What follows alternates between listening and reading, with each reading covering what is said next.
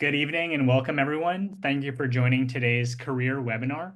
This program is being brought to you by the MIT Alumni Association. My name is Teddy Lee and I'm an MIT alum that graduated in 2017 with my MBA. Special shout out to my fellow MIT graduate alumni in the audience. I'm joining you all this evening from San Francisco and I will serve as your host for this event. I currently volunteer as a member of the MIT Alumni Association Board of Directors. I'm also a past president of the MIT Club of Northern California, and I'm here tonight in my role on the Graduate Alumni Council. Our mission is to find meaningful ways for graduate alumni to connect with MIT and each other. And I promise this is not a marketing campaign, but I also happen to work at OpenAI, so I've helped to build ChatGPT, which I think is a tool that Jeremy will be talking about tonight. We're very excited to have you all here with us. As we get started, please drop in the chat where in the world, oh, sorry, that's already been done. If you want to also drop your class year, that also would give folks a little bit of context on who's in the session. And for those of you in the audience who might benefit from closed captioning, that should now be enabled on your screen. So please note that we have the chat open, the questions feature is turned on, and the webinar will consist of opportunities for you all to participate and to submit questions for the Q&A, which we'll have at the end of the program. Please note that if you resonate with a question in the Q&A, please feel free to help us out by upvoting what others have asked so we can do a bit of crowdsourced prioritization of the questions that we'll go through at the end of the session. All right, I think Jeremy will be coming onto camera any moment now. There he is. So our presenter tonight is Jeremy Schifeling. Welcome, Jeremy, and thank you for being here to share your expertise with us. I hand the program over to you. Thank you so much, Teddy. And I want to thank your amazing alumni team. We've got Ellen, we've got Megan, the dynamic duo. Please give them tons of love in the chat for bringing you this session and so many others. Let me actually turn off that funny little Zoom Telecaster mode here. So I'll just share regularly. And I want to start by giving a lot of love where love is due. So do me a huge favor and go ahead and give some love to your amazing team. And you can do that right there in the chat with your very favorite emojis. Let your team know that you appreciate their efforts. Okay, I'd love to see all that love flowing in. A great way to kick off today's session. Now, like so many of you, I was that classic INTJ or introvert getting a start in the world about 20 years ago, and I made a huge mistake. I started my career as a teacher of all things, and a kindergarten teacher to be precise, and I realized that I was absolutely in over my head. The exact kryptonite for my skill set was holding me back.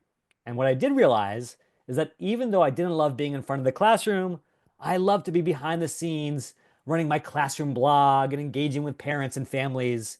And that same passion for organizing others and getting people to be successful led me across the country, first to Apple, later to Google, lots of great places along the way.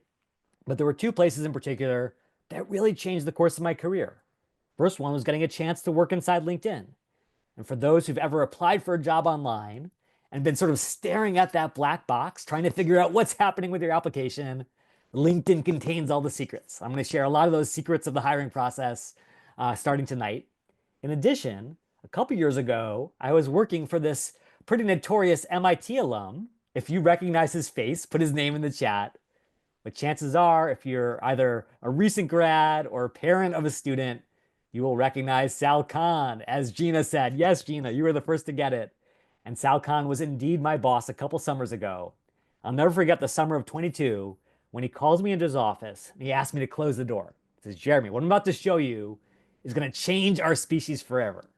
Now, in Silicon Valley, we get a little crazy, as Teddy knows. But then, sure enough, on that screen was none other than GPT-4 6 months before it launched to the public, because Sam Altman had reached out to Sal and said, hey, we want you to help us launch this thing for the power of good to make sure it's used really well. And as powerful as ChatGPT has been for education, of course, as a big career nerd, I saw a huge opportunity to use it for careers. And so I've been on a mission over the last couple of years to work with students, alumni, career teams around the world to help their careers really blossom leveraging these tools. That being said, I want the same for you tonight. but I'm also going to ask you to work for it. This is not your standard webinar. Not just sit back, turn off your brain, do some multitasking. No way. I've got three big requests. Number one, I would love for you to answer some pop quizzes right there in the chat. So I'm going to send you right back to your old student days. Number two, I'm going to give you a chance to volunteer for some live demos because the best way to learn these techniques is to try them. And I have some bonuses for you.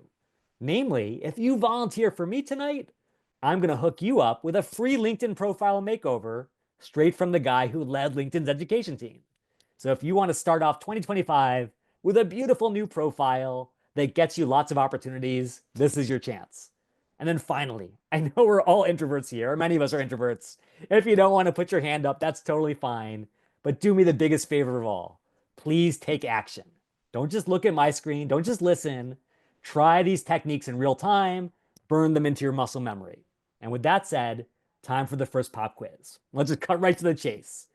When we think about the hiring process and we think about going out there and finding a great job, we also have to know the other side of the equation. What leads to a job that's not so great?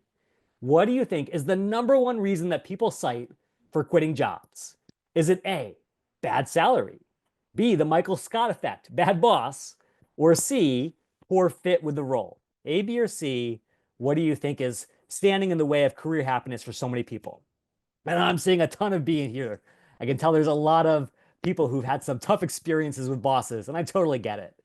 But why don't we go over here to Samesh? Samesh Mohapatra, I'm going to give you the ability to unmute. And Samesh, just let me know, why did you say C? What do you think is behind that answer? I think as somebody with a PhD and an MBA from MIT, it has always been my interest to have both tech and business.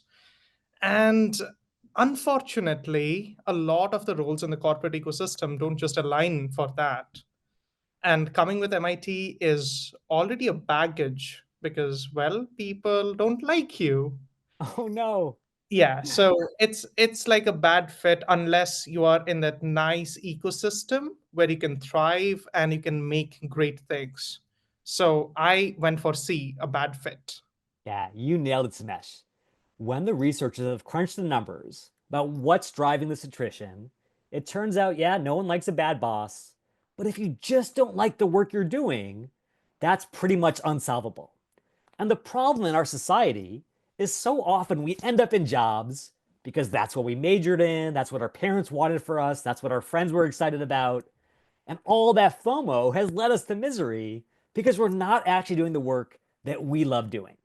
And so, what we're going to focus on in terms of the first introvert friendly approach here is career exploration done the right way.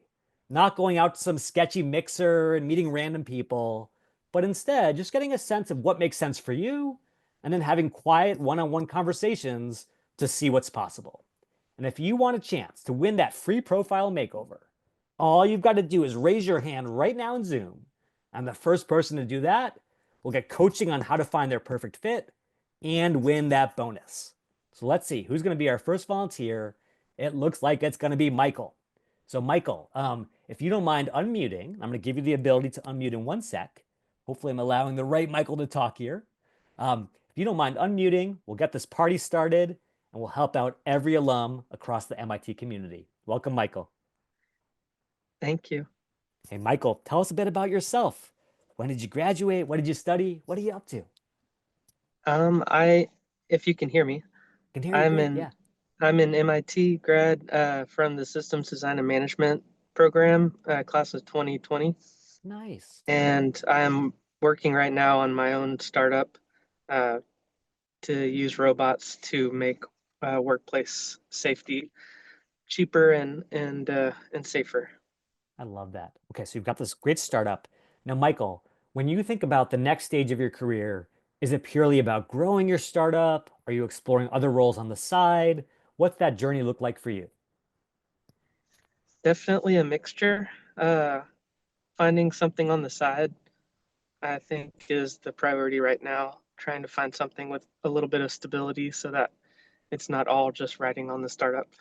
Yeah, I love that, Michael. And I think one of the things that I learned the hard way as an entrepreneur is you don't just have to follow this classic VC path of quit your job, raise $100 million, all that nonsense. You can have a day job and also build that business on the side over time. So I love that approach. Now, Michael, have you ever tried playing around with Teddy's baby over here, ChatGPT, to explore different careers, to get a sense of what might be a good fit for you and the things that you value? I I have I have not done that. It's a good Yeah. idea. Yeah, it's interesting. As soon as ChatGPT came out, going back to that Sal Khan story, I was thinking that everyone was going to use it for exploration to see what's possible. Instead, everyone and their mother is saying, generate a cover letter for Google. And ChatGPT will do it. There's one big problem here, Michael, is that if we're using ChatGPT just for writing, what is it doing? What is it doing with us in terms of our uniqueness? What makes us special? It's kind of flattening it. Watch this. Generate a cover letter for Facebook. What you start to realize is that ChatGPT is using these templates over and over and over again, which makes it easy for you to get rejected by a recruiter because you're becoming a commodity. You're becoming a generic candidate just like everyone else. Whereas the best use of these tools is not to be the same, but to find your unique difference. So let's do this, Michael. Tell me two things about yourself.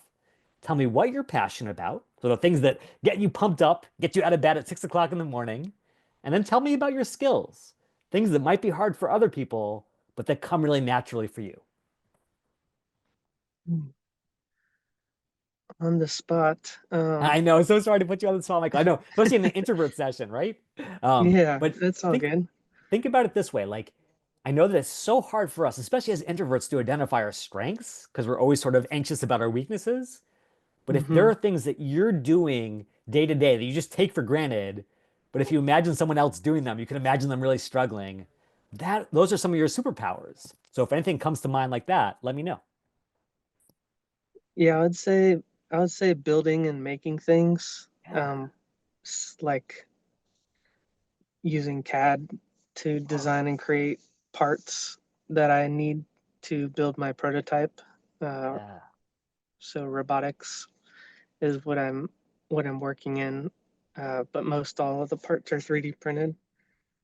Oh yeah. Um, Um, and then what about, obviously that's passion and skill. Is there a certain domain or a certain sort of pursuit that gets you really pumped up, whether it's, entrepreneurship or developing things that oh help with yeah, health or the environment? Like what really motivates you? yeah, yeah, definitely clean tech and doing doing the very best to make for a better environment for the future generations. Yeah, beautiful. And of course, this is the stuff that really makes us unique. This is the stuff that's not going to be the same for everyone. So I want everyone to try this on your screens, and then I want you to try this prompt instead. What are 10 specific job titles that match my skills and interests? And again, we're not just going out there and schmoozing with random people. We're getting a sense of what's possible based on where we're coming from. And I think the really cool thing about this large language model technology is it helps us boil the ocean of opportunity down to the stuff that makes sense. So check this out: robotics engineer, mechanical design engineer, sustainability engineer, clean tech design, advanced manufacturing, so many different ways to leverage your skill set. Now, let's go one click higher on Maslow's hierarchy, Michael. If you were going to tell me not just what you want in a job, but what's going to actually make you happy in life, what are those key things for you?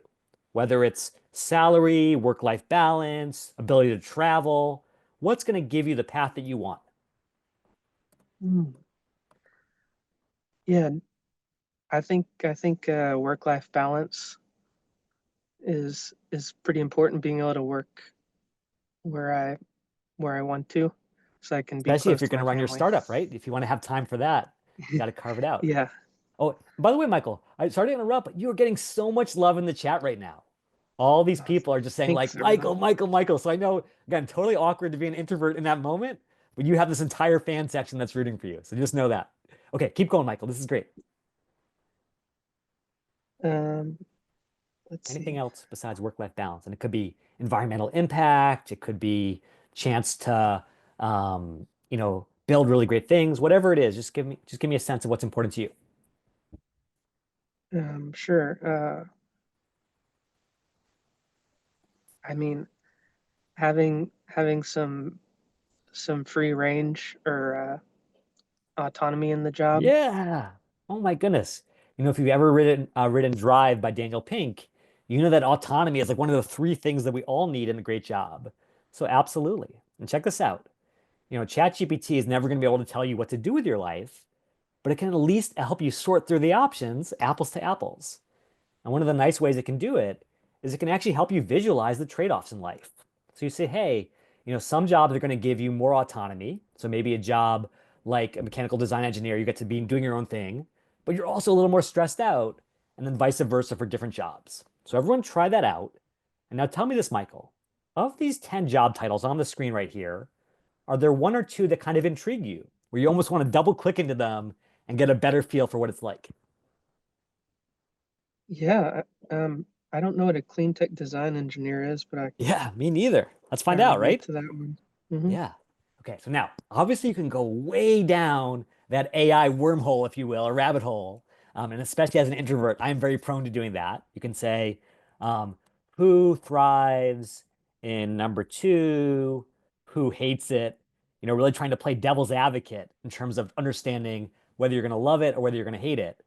That being said, and this is the only schmoozy part of this entire session, could you imagine, Michael, a world where chatting with someone who's deep in this role and really gets it from personal experience could actually help you out a little bit? And again, it's not networking in the sense of, let me just know a million people. It's networking based on curiosity, networking based on exploration. Would you be open to that kind of conversation? Yeah, of Yeah. course. Yeah. I mean, I think if you think back to your time at MIT, the best conversations that you have in your dorm or your apartment are those ones where you're just clicking one on one with someone because you share those same interests. So watch this. You can replicate some of that magic even when you're off campus by coming over here to this alumni tool. This is the product that my team built at LinkedIn specifically for this situation. You've got 250,000 alumni that you can search through to find someone in this space. We'll say clean tech, engineer, and unsurprisingly, you're going to find a ton of folks there because that's just who MIT puts out into the world. People doing great stuff. In fact, here's someone you could probably really resonate with because he's not only in clean tech, he's also a fellow entrepreneur. Could even be a mentor for you as you explore this space. Now, if you want to reach out to Eric, what do you think is the best way to engage with him, Michael? Do you want to connect? Do you want to follow? Do you want to click more? How should you strike up a conversation? Um, well, today I'd probably hit connect and hope that they follow or connect back with me Yeah, and absolutely. And you definitely want to add a note, of course. Now, if I'll I be can add a honest. note. I am not happy with my old friends at LinkedIn because they are really turning the screws on both students and alumni. They say you can only send 5 personalized requests, you can only use 200 characters. And as someone who's building your business right now, Michael, do you have $50 a month to blow on LinkedIn Premium when you're trying to invest it in your business? It's like you know me. That's Yeah, right. Hey, I'm a fellow entrepreneur over here. I get it. Like, I don't want to spend on anything if I don't have to. So check this out. There's this tool called Apollo.io, and it's just a little Chrome extension that sits inside Google, where you come over here and say, hey, let me see if I can actually find this person's email address and get in touch that way.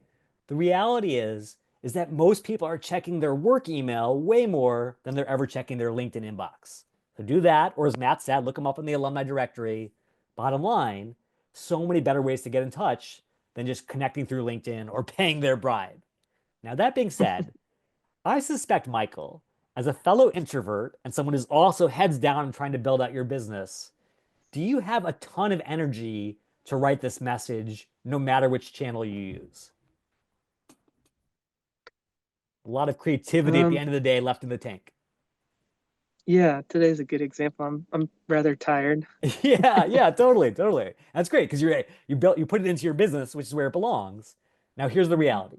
What I see so many students doing, I know no MIT alum would ever fall into this trap, is you come to ChatGPT and you say, I'm so tired. Just generate a LinkedIn connection request for me. Well, here's the problem. Just like with those cover letter examples, ChatGPT will do it, but tell me what reads a little bit off about this, Michael. Are there any red flags in this message where you start to wonder who really wrote this and what does that say about the person? And I want everyone to, let me know in the chat if there's anything you see here that feels a little bit off. What do you think, Michael? Heather says it's longer than 200 characters. Sage says it's too formal. Alorm Yeah, I'd says, I say came across. Yeah, go for it, Michael. Sorry. I think a little too formal indeed. Saying you're hope you're doing well and I know who talks that always way, eager right? to connected with like-minded professionals. Yeah, totally, totally. Um, And so here's the that thing. feels like a giveaway. I remember in November 2022 when ChatGPT came out, I was like, man, this is amazing. This is a miracle where all of a sudden, even people who are non-native English speakers, people who are introverts can communicate beautifully. But the reality is, 2.5 years later, the jig is up.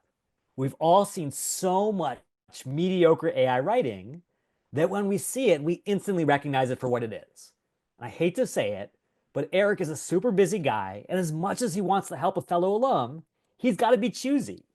And he's not going to choose to invest time in someone who couldn't be bothered to use AI the right way, couldn't be bothered to write the message themselves. So instead of starting with this really spammy approach, let me start with a little creative jolt. And again, this is where I think AI really shines. Check out this hack, y'all. Go to any alum's profile, go to more, go to save to PDF. You now have an entire dossier that you can feed right back into ChatGPT. And then you can simply say, what are 10 things I have in common with this alum? Because if you try to sort of build an algorithm for human connection, it all comes back to commonality. And so if we let ChatGPT do a little bit of the Venn diagram matching, where it says, hey, here are 10 things that bind you together. Obviously MIT, but also clean tech. You both majored in the same things. You have the same experience. All of these things are fertile ground for a very quick message about what you share.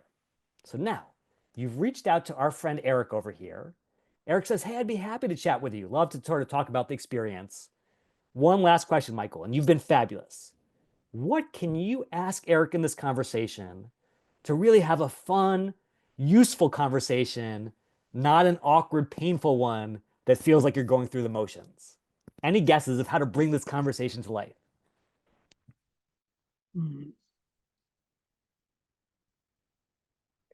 Well, I don't know if I'd go into all the details of exactly my idea up front, Yeah. but might instead just say, I saw that you're an alum with similar interests like clean tech and sustainability. Maybe we could Yeah. have a more detailed conversation. I'd love to pick your brain or something like that. Yeah, I love that. And then when you have that conversation, I want you to bring it back to your North Star.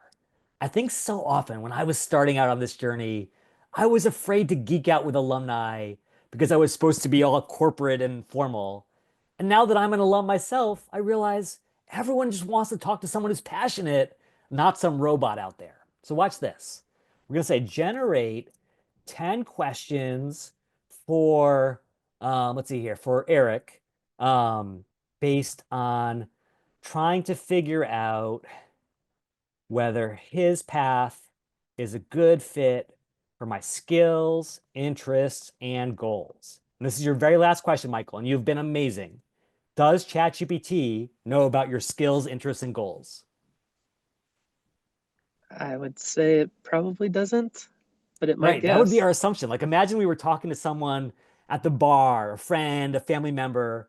They're kind of half listening. Stuff is going in one ear out the other. But ChatGPT remembers. That's the big difference, right? It remembers the things that you're really good at, the things that you love doing. It remembers what your goals are in life.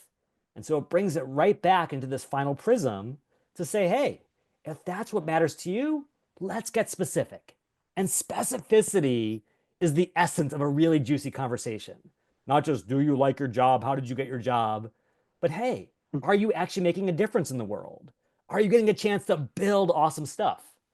And if you can start to figure that out ahead of time before you leap into this world, Michael, you're going to be so much richer, so much wiser for having done your homework and having built these connections.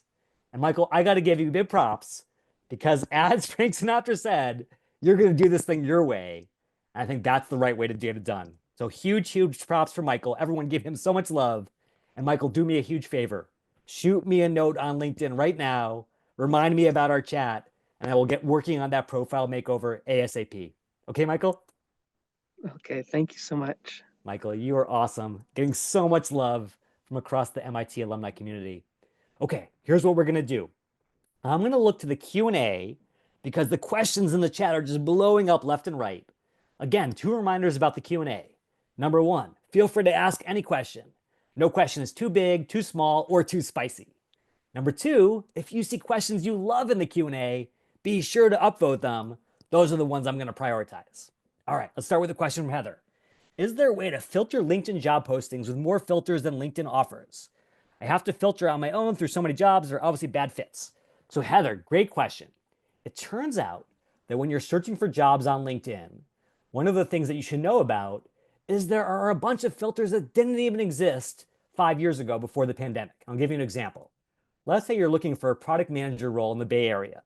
Back in the day, you were looking for maybe jobs that were posted recently. Maybe you could search for experience or salary.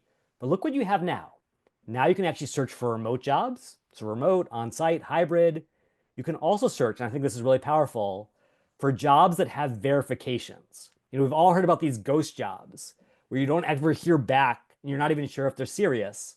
Well, you can basically say, get rid of all the fake companies, all the spam, only show me jobs that are legit.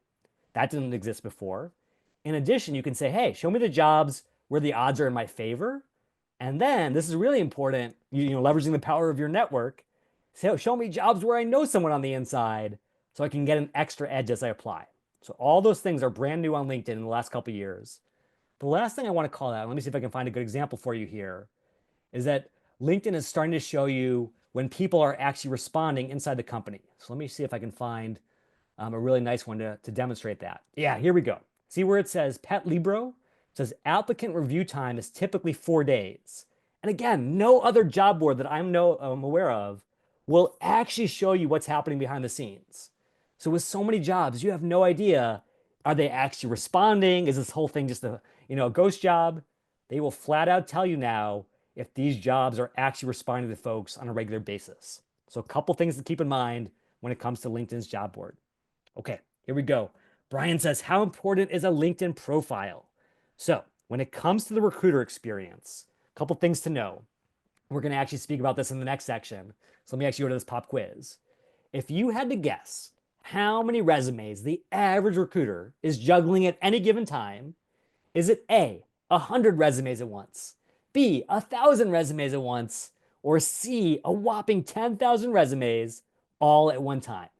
And I'm seeing so many B's flood in.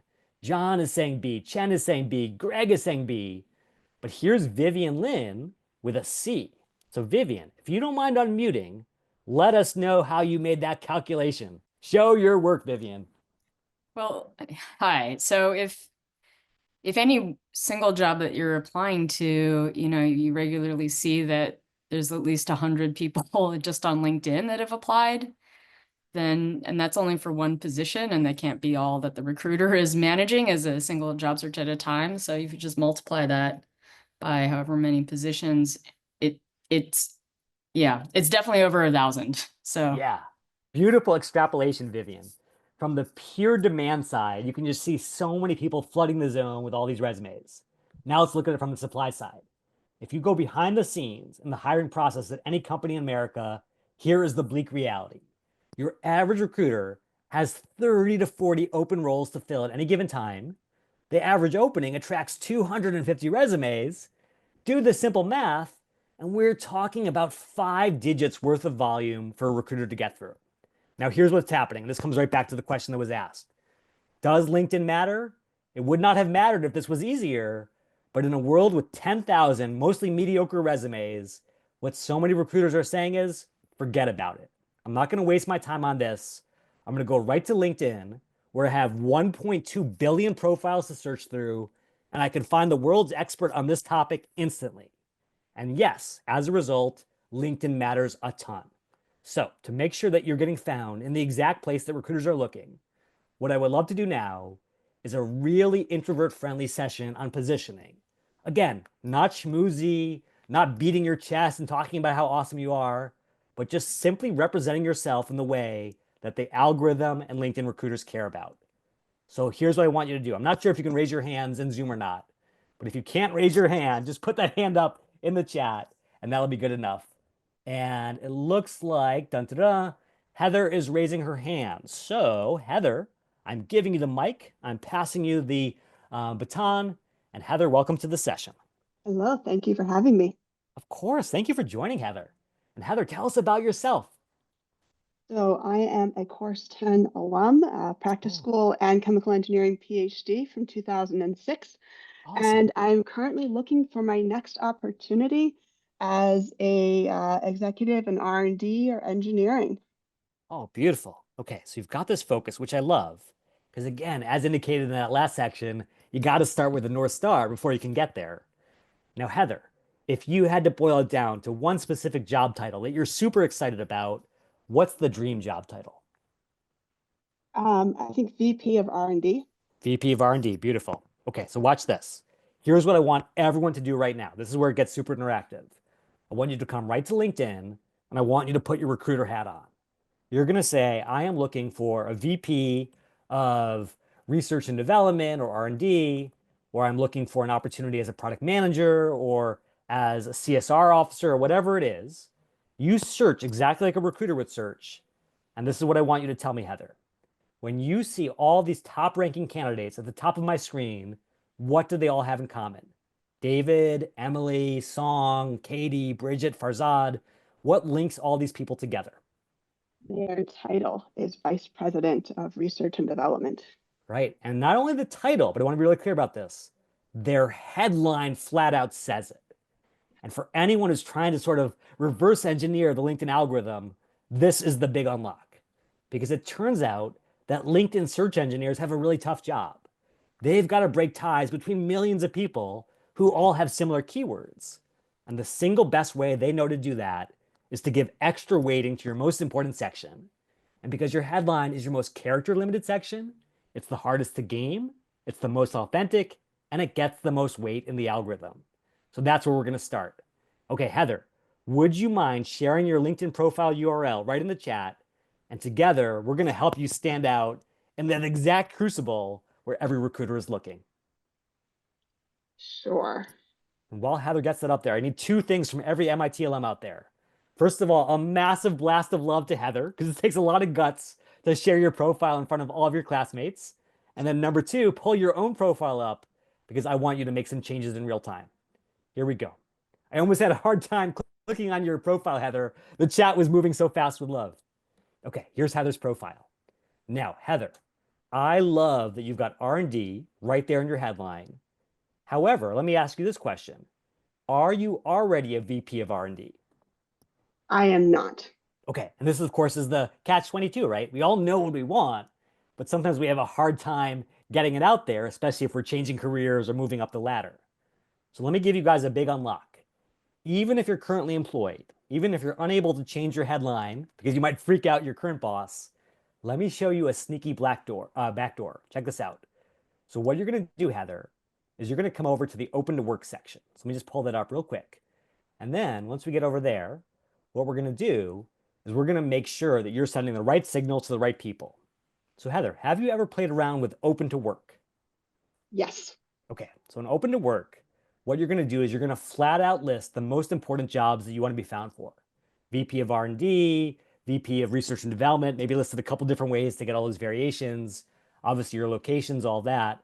And then, unless you are a free agent, and this is really critical, do not turn on that green open to work badge, because that would be a little bit awkward when you chat with your boss tomorrow. Instead, make sure you turn on the recruiters only version. And what you're doing when you click this is you're making sure that all the right people are seeing it. All the recruiters who are paying $10,000 a year to search for your talent inside this tool are finding you, but your boss is not finding you, and even the recruiting team at your company is not finding you because they are filtered out from the search. Does that make sense, Heather? Yes, and I have done that. Okay, awesome. So you're good to go there. That's the first step. Now let's move on to the next piece. How many people are you competing against, Heather, for these particular roles? Let's look again at that finding at the very top. How deep is this talent pool? 160,000 results. So That's right. So now that's tough for you. Who is it really bad for, Heather? Who does not want to read through 160,000 profiles? The hiring manager and the recruiters. Exactly, that's right. There goes their weekend, there goes the rest of the year. They don't want to do that. So imagine now that you are a recruiter. You are looking at this tool, you want to find someone who's great, but you don't want to spend the rest of your life reading profiles. What else would you filter for, Heather, beyond just job title? Skills. Skills. Can you do this job? Can you walk the talk?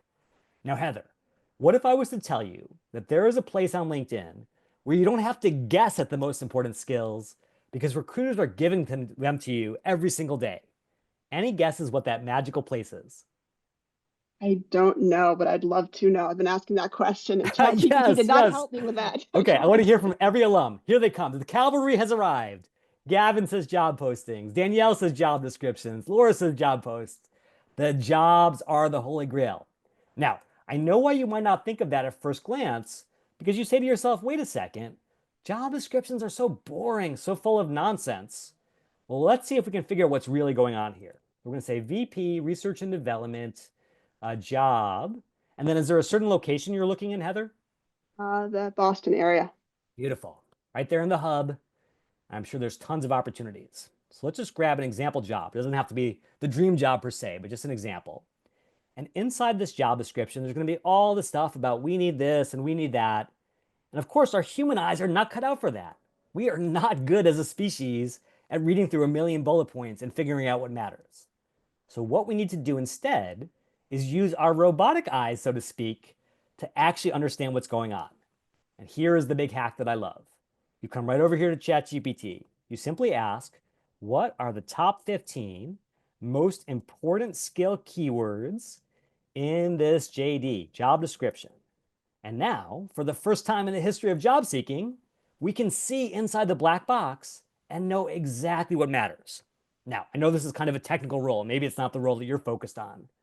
But if you wanted to know how you were doing on these keywords, Heather, what would you want to do next? What's your next prompt?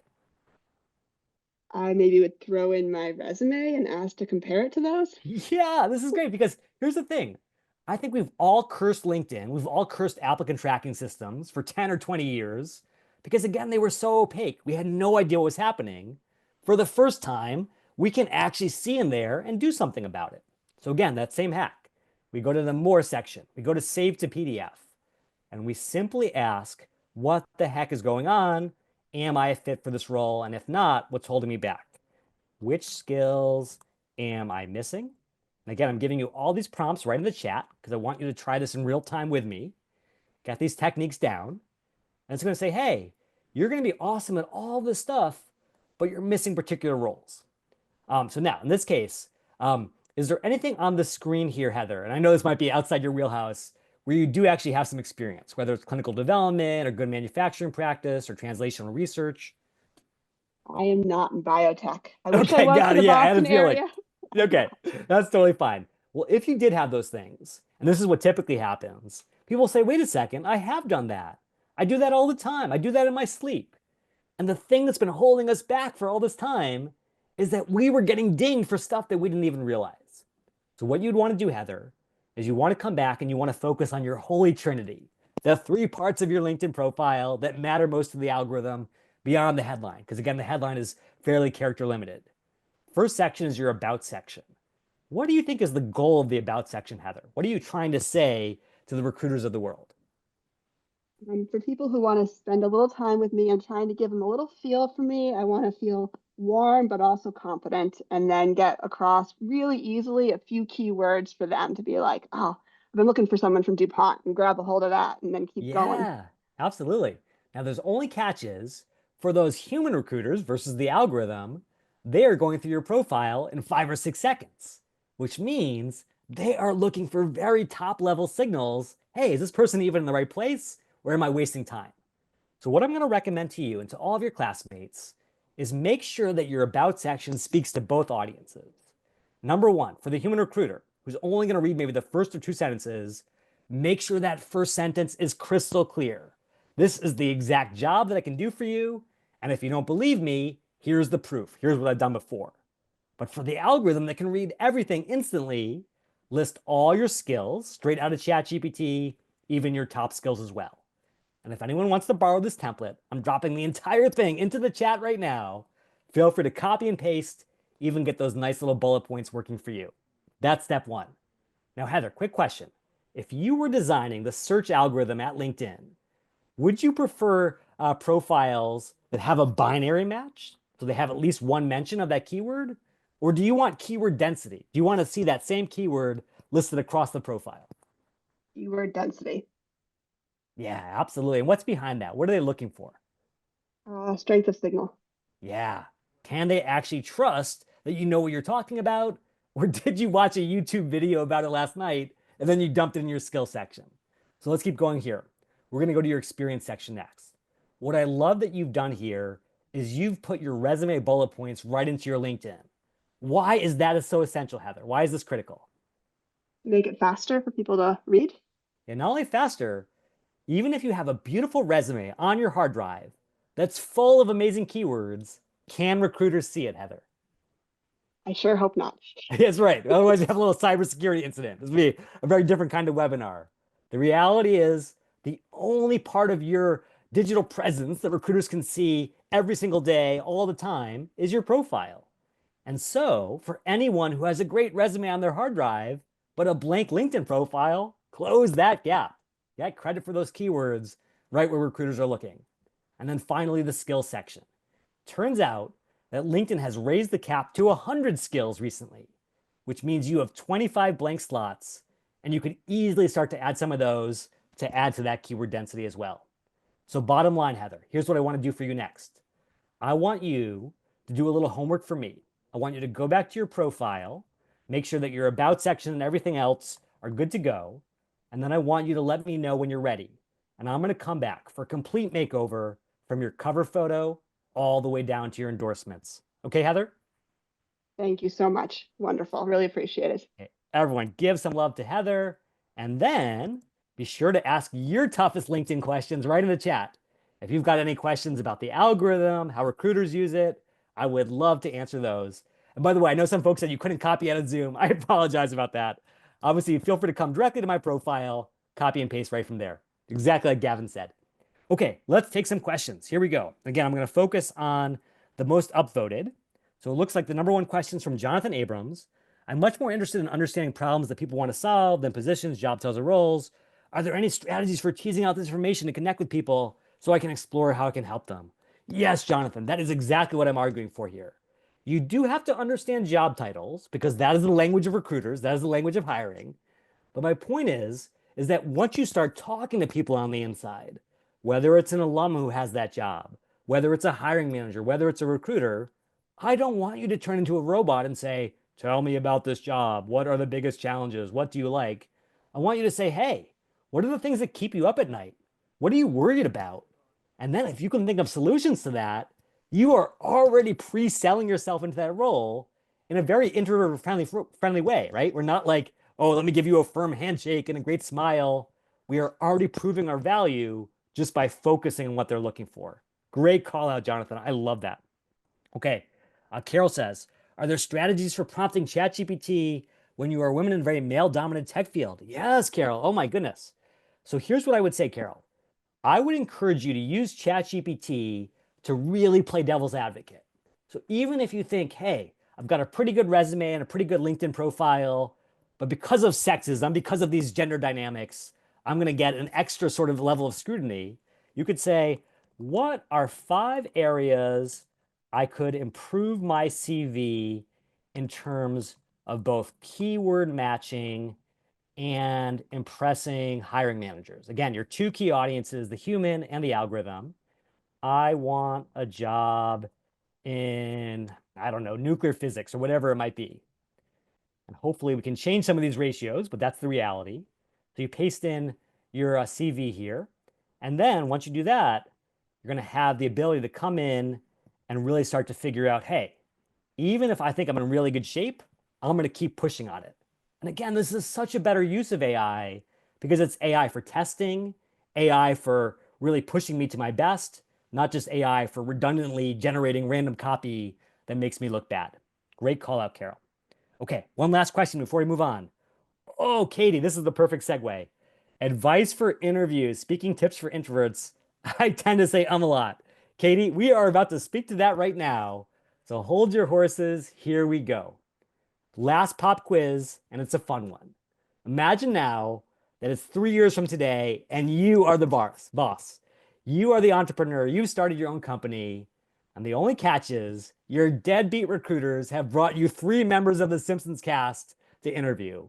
If you had to choose A, Homer, B, Lisa, or C, Mr. Burns, who's getting the nod? And I am blown away here, Teddy and Ellen and Megan, because I'm seeing so much Simpsons love. Steven says B, Rick says B, Jorge says B. Let's go to Annie. She was the very first one to say B. Annie, if you don't mind unmuting for one moment, why are you and so many MIT alumni huge Lisa fans? Hi, Okay, yeah, go for it. I think Lisa is the most baller Simpson character, as the female leader of her household. Yeah, definitely awesome. And then Annie, just to push you on a little bit, beyond just sort of the identity piece of it, what are you looking for in a great candidate? Who do you want working with you? Someone who's responsible, independent, smart, caring. Yeah, yeah. And notice you had 2 sort of things there. It wasn't just smart, it wasn't just caring, it was the full package. And it turns out that you are not alone, Annie, because when sociologists have spread out across the globe and asked this exact same question across cultures, across geography, everyone says the same thing. Yeah, I want to work with someone who's competent, knows what they're doing, but I also want someone who's warm and going to be a great teammate. And the reason I call this out is because when we introverts get to the interview stage, so often we over-index on competence at the expense of warmth. And to make sure that we're hitting both of those things, both how good we are and what a great teammate we are, I want to show you 2 AI tools to close the deal in that final stage. And our last volunteer is going to be Brittany Montgomery. So Brittany, come on down. You're going to help us close out this session in style. Everyone give it up to Brittany. Brittany, thank you so much for joining. Thanks, Jeremy. Okay, so Brittany, don't go easy on me. I want to end with some rhetorical fireworks here, so throw down the gauntlet. What's the name of an organization and a job that you might want to have in the future that would get you super pumped up? The World Bank. Oh, beautiful. And obviously, we could use a lot more support at the World Bank these days, given how our world is coming apart at the seams sometimes. That being said, what would your dream role be, Brittany? I don't know. This is the problem. Yeah. And again, yeah, this is why I do talk about job titles, because I think it always comes back to that in the end. But I just imagine sort of like, what would the role feel like? What would it be like for you in your mind? It would be an innovation, like a technology leapfrogging type. Oh, beautiful. Okay, awesome. So definitely leveraging these great tech skills that you developed at MIT, but doing it for the good of the world as well. Love that. Okay, let's think about it this way. If you want to prepare for massive competence when you interview for this role, you're going to want to think about what your hiring manager cares about, what's going on inside his or her head. Where do you think you could go, Brittany, to start to guess ahead of time the kinds of questions they're going to throw your way? I would guess taking the job description back to ChatGPT and asking for a few questions from that. Exactly. Yeah, it's so powerful because here's the real deal. I think a lot of us look at job descriptions as this necessary evil. As a hiring manager myself, I think of them as a cry for help from inside the building. Here I am with too much to get done. My boss, Sal Khan, is breathing down my neck. I need the Britneys of the world to help us be successful. So we really have to be very careful when we review them, almost be a job description detective. Okay, let's find a role here. Director for Innovation, World Bank. Ding, ding, ding. This is the kind of role we're looking at. We're going to grab the job description. And even if this thing is massively overridden and full of all this blah, blah, blah and terrible formatting, ChatGPT doesn't care. It comes right over here and you say, what are the 10 most likely interview questions for this role? I want everyone to try this on your screens. It's going to be our last little demo. And what you will discover is ChatGPT is so good at translating from all this bland institutional writing into what that future boss cares about. I need someone who can be a leader. I need someone who can collaborate. I need someone who can manage ecosystems. this is the stuff you're going to face. Now, one thing you're going to notice here, Brittany, is that practically half of these questions are behavioral. Describe a time when you did this. Give me an example when you did that. Tell me how you do this in these situations. When you face those behavioral questions, Brittany, is there a certain framework that you might have learned from the career team at MIT in terms of how to answer them with massive competence? The STAR framework. Yeah. Do you mind reminding your The- classmates about that? What Just is in it? case it's been a few Situation, years.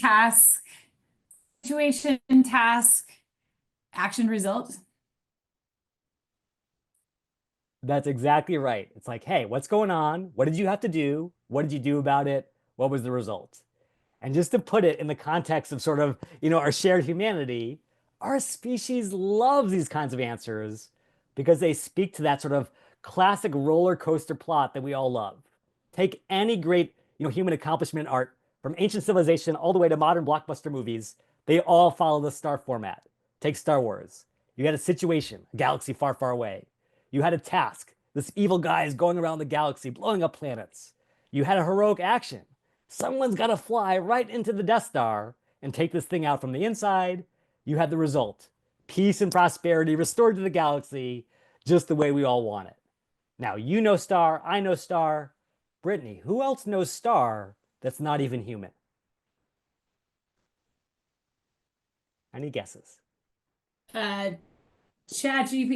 ChatGPT, exactly. This is crazy. Watch this. You say, generate a star answer for number 1 based on my CV. And I don't know about you, Brittany, but every time I try this, a little part of me dies on the inside because I think about all the time I wasted in grad school diagramming my stories in an old school Excel spreadsheet, S column, T column. ChatGPT bangs it out like a beast right there. We're ready to go. Again, competence is the easy part. Now here's the hard part, Brittany. How do you come across as warm and engaging at the World Bank when you feel so cold and nervous on the inside? How do you get ready for that moment? I don't have a magic answer to that. Right. And I don't think there is one magic answer. Carol says smile. Other Yeah. people might say, have a really good handshake or make eye contact, all these different things. Now, we know all these things, but let's be honest about our kryptonite, both as introverts and as humans. Are we good at multitasking, Brittany, as a species or as introverts in particular? Terrible. Terrible, absolutely bad. We might think we're okay, but in every test, every experiment, we suck. Now, what is an interview but an absolute multitasking nightmare? You are listening, you are smiling, you are thinking, you are talking, and you are doing it all at once. In other words, what a disaster. Now, Brittany, there are obviously some people in our species who are able to rise above that and perform really well when the lights are brightest, and actually do really well without getting caught up in that multitasking disaster. Can you name someone, Brittany, who you really admire, a top performer in music, the arts, sports, whatever, who's really great when the pressure is on? Stephen Colbert. Stephen Colbert, yes. And I guarantee you, Stephen Colbert, when he is out there on stage, is not thinking about how he's smiling or his hand gestures or even what he's going to say, because it's all automatic for him. How did he get to the point, Brittany, where he's got it on autopilot? Well, it's just practice, I guess. Practice and feedback, practice and feedback. That's the virtuous loop. Now, here's the reality. Brittany, how many times do you think that Stephen Colbert has practiced telling jokes in his life? Probably every day of his life. Right. Probably hundreds of times a day, every day. Yeah. We're talking a lot. Now, have you also done hundreds of mock interviews every day for the last 10 years? Definitely not. Definitely not. And there's no human out there, no career coach who can offer us that. So what if we could supplement those human sessions with the next best thing, an AI coach? Check this out. This is going to speak directly to that question around how do you get rid of your ums? How do you get rid of your stage fright? Well, check this out. There is a tool hiding in plain sight right in LinkedIn called Interview Prep. It's been there for 5 years, but no one knows about it because LinkedIn doesn't make any money off it, so they never talk about it. But the reality is if you want one of these jobs and you're going to face these tough questions, you're going to say to yourself, okay, I've got to practice the same way Stephen Colbert practices, or Patrick Mahomes practices, or whomever your idol is. You click practice, you click record a video, and you give yourself 2 gifts instantly, Brittany. Number 1 is the gift of self-awareness. I think we introverts live so deeply in our own heads that we often forget how we're coming across inside the mind of the person on the other side of the table. We need to see ourselves as they see us. That's number 1. Number 2, sometimes we need a little kick in the pants to say, hey, don't just go through the motions and make the same mistakes. Actually hold your feet to the fire. And that's what this tool can do. You can say, Jeremy, you are speaking way too fast. You got to slow down. You got to stop being monotone, and you got to stop those ums and likes that are killing your engagement. And if that's not enough, you go right to the 20 MIT alumni at the World Bank and say, what do you guys think? You got through these interviews. You do these interviews every day. Am I hitting the right keys in my response? And here's the best part, Brittany. Not only is this tool available, it is available for free anytime through the link in the chat. So Brittany, I need you to do 2 things for me. Number 1, grab that link. Number 2, send me a message on LinkedIn so I can hook you up with that profile makeover. Awesome, Brittany, thanks. you rock. Okay, everyone, I know we're down to our last couple minutes here. What I would love to do is take some final questions before we close up. If you've got to run, no worries at all. But Teddy, are there any questions in the Q&A or that you've been thinking about that you want to tease up here to help us close out this session? Yeah, definitely. Jeremy, I actually wanted to ask you, should we mention that masterclass because people might have to drop the hour and then go back? Yeah, let's get right to it. Take it away, Okay, Teddy. I'm gonna stick with the script, but as I mentioned, we'll go back to Q&A. So if you want to stay on longer, we definitely can continue doing that. But I wanted to say thank you to Jeremy on behalf of the MIT Alumni Association. We're really grateful and appreciate you bringing this amazing knowledge, very practical, very strategic, to our alumni around the globe. I also wanted to announce that Jeremy's Career Masterclass collection, which consists of 5 self-paced courses, which range on topics from improving your resume to simplifying the job search process with ChatGPT, is now available at no cost to MIT alumni. We'll drop a link in the chat, and you can also keep an eye out for that link to the masterclass in a post-event email. We've also recorded this webinar, and it will be available approximately 2 weeks from today's broadcast. Again, know that some folks might have to drop at the hour, but we'll go back to questions now. But I want to make sure to thank Jeremy and make a quick announcement about that masterclass, since I think that will be very useful for folks going forward. Okay, so with that, we'll go back to Q&A. Yeah, so one of the top questions here is actually, would turning on open to work in LinkedIn turn off recruiters? How is that perceived? How do you think about those trade-offs? Yeah, such a great question. So again, one of the unfortunate things about LinkedIn is because their business is so focused on selling to recruiters, they've kind of allowed certain parts of the job seeker experience to remain unanswered, a little mysterious. And as a result, there's a lot of sort of criticism out there where people say, hey, if you have that green badge on your photo, you must be really desperate. You must be a terrible candidate. Well, here's the truth. When I asked 1,000 recruiters on LinkedIn, what do they think about when they think about that green badge? Sure enough, 10% said I hate it, 10% said I love it, and 80% said I couldn't care less. The reality is recruiters have a super tough job, and they're not so much focused on the stigma around this thing as, can you do the job? Are you going to be a perfect fit who makes them look good? So the bottom line is, if you want to have it open, there's actually been some really good research between MIT and LinkedIn on the strength of weak ties. So I encourage everyone to check this out if you're nerdy like I am. Because it turns out that you can actually engage some of the weaker ties in your network by turning that on. But if you're not happy with it, just skip it. Turn on recruiters only, and you're good to go. Great question, Teddy. Yeah, for sure. One thing I've also seen that I think is great is when people kind of use LinkedIn and also kind of tell their story. So if you've decided to leave a role or kind of for whatever reason have transitioned away, I think it also helps to kind of contextualize that and talk about things that you've learned. So when I see that, whether or not they have the open to work thing, I think that's really helpful for me to just understand this person's story and where they're coming from and what skills they bring beyond just like a label. I love that.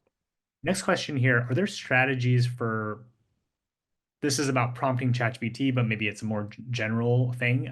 So when you're or a woman in a very male-dominated tech field, or imagine any kind of, underrepresented person in a given field, what are some of the strategies that you might recommend, whether that's, in using ChatGPT or otherwise? Yeah, it's funny. I actually spoke to that a second ago, but I would love your take on it, Teddy, because I feel like you're so close to the space. When you think about customizing ChatGPT for a specific use case, the way that Carol's talking about, does anything come to mind? Yeah. My thought is that ChatGPT can really be a good thought partner. So I think it really depends on like what are the specific challenges that you're encountering. Is it more like a personal insecurity, or is it more about like you think the recruiter is looking for a certain profile? So kind of really using AI, or honestly, I think in many of these cases you can just get a friend you trust also to talk through these things, but really kind of like teeing up the specific scenario and then maybe asking ChatGPT to kind of help you think about it from different angles. And help you build the confidence if it's the first challenge, or on the second one, if you think like the hiring manager is looking for a certain profile, like how can you really kind of tackle that head on and address some of the things that they might think you're missing, or just address that bias in a more kind of proactive way. I love that. And I would just add in, there was this great article in the Wall Street Journal a couple months ago that was saying the really nice thing about this is it's all private. So if you want to sort of role play that difficult conversation where you tackle some of those dynamics, it could actually be a safe space to have that conversation, as weird as it might be. So great call out, Teddy. Yeah. One thing, I don't know if you already mentioned, but for some of these chatbots, including ChatGPT, there's also a voice mode. So you can actually go beyond text and actually practice a script, or, if you're just for convenience, if you want to just, tee up the thing you're thinking about, the scenario, the job you're applying for on your drive home or something, you can kind of have that verbal modality to make it a little easier as well. Yeah, I just want to call out, one of the sort of best use cases I've heard of for these tools is the chief digital officer at UC Irvine was trying to get up to speed really quickly on how do they work? What are their weaknesses? What are their strengths? And he had a long commute every day. So he turned on ChatGPT advanced live mode and he just chatted with it while he was driving home. And by the end of a couple drives, he had a really good visceral feel for this sort of jagged frontier that is large language models. So super cool call out, Teddy. Next question is, how do you find out the recruiter or hiring manager if it's not posted on LinkedIn job posting? Yeah, such a great question, Annie. So here's an interesting thing. It turns out because every single professional is basically on LinkedIn these days, through some very simple LinkedIn searching, you can find the right person. So let's say, for instance, you had a particular job that you were considering at OpenAI. You want to join Teddy and link arms over there. You might say, hey, I know my future boss is probably going to be the VP of product or the chief product officer. So what I would be doing is going right over to LinkedIn and saying, hey, show me the person in that role. And then here's the ultimate thing. It's relatively easy to figure out who that person is, but the real sort of challenge is how do you reach out in a way that's powerful? And again, I want to make this really introvert friendly. I don't want you sending cold emails or spam to Peter because you'll get Teddy in trouble. Instead, what I want you to do is get introduced by Yuri or Mindy or someone else that you have in common, because warm intros not only make it easier for us as introverts, they drastically increase your odds of getting through. Then after you get introduced, I want you to speak Peter's language. Don't just say, hey, let's chat. That's a waste of his time. He doesn't have that time. Instead say, I saw in your job description that you need help with these 3 areas. And of course, you can use ChatGPT to analyze the JD and figure out the key areas. Here's what I've done in them before. Here's what I can do for you. If you can speak that language of solving Peter's pain, being that classic Tylenol in response to his headache, now you're speaking his language, not just the language of wasting your time. So those are the kinds of techniques I would use to get in touch with your future boss, even before they make their decision. Yeah, 100% agree with getting the warm intro. One other thing that tactically I know sometimes can help is to answer the specific question, if you know someone at the company, there are sometimes ways for them to see in their internal kind of, hiring manager, just kind of based on their familiarity with the org, who the hiring manager might be. And then if you know this person well enough, they often can, send a ping to that hiring manager even just ping that person without a job opening and float your resume or float, a brief message about you. And that's often a good way to get on the radar of a hiring manager even before a job posting is available. And So kind of good. that's easier than trying to apply when there's a job and everyone's rushing for it. And now you're trying to cut through the noise. That's right. And even though Peter's a Caltech guy, I think if you apply Teddy's strategies, you can break through too. So go Brass Rat. Awesome. Ted also had a question of if you have any great LinkedIn profiles that you could point folks to. Yeah, let's see here. Teddy, do you mind if I pull up your profile? I was checking it out ahead of time. I thought it was amazing, to be honest. I just want to explain to people why. Oh, sure. Okay. I'm flattered, but We're going to surprised. get Teddy like a million connection requests here, which is good because, again, that's the power of the MIT network. What I really liked about Teddy's profile is, first of all, I think we've talked a ton about algorithms, and algorithms are obviously important, but there's always the human algorithm. And one of the things that we saw in eye tracking studies consistently at LinkedIn is even though recruiters would say, oh, I never look at photos, I could care less, they always look at photos. In fact, you are 14 times more likely to get an engagement from a recruiter just for having that profile photo. So I like that Teddy has that clear view of his face. You can see a genuine smile. You're just like, hey, this guy feels like someone who's approachable from the get-go. I love that Teddy has filled out all these critical sections. So you can see right away in the About section what he's focused on. He's been sharing some content on LinkedIn. And then, this is really cool, Teddy has embedded a bunch of rich media to really walk the talk. Anyone can say, oh yeah, I'm doing great work, trust me. But then I'm like, prove it. Show me what you've done. And the fact that Teddy has actually incorporated that into his profile, I think speaks volumes to, hey, he's the kind of guy who can actually come into an organization and get stuff done, not just talk about it. So a couple things I'll call out. Teddy, anything else that you've seen where you're like really sort of engaged by a profile or a certain feature?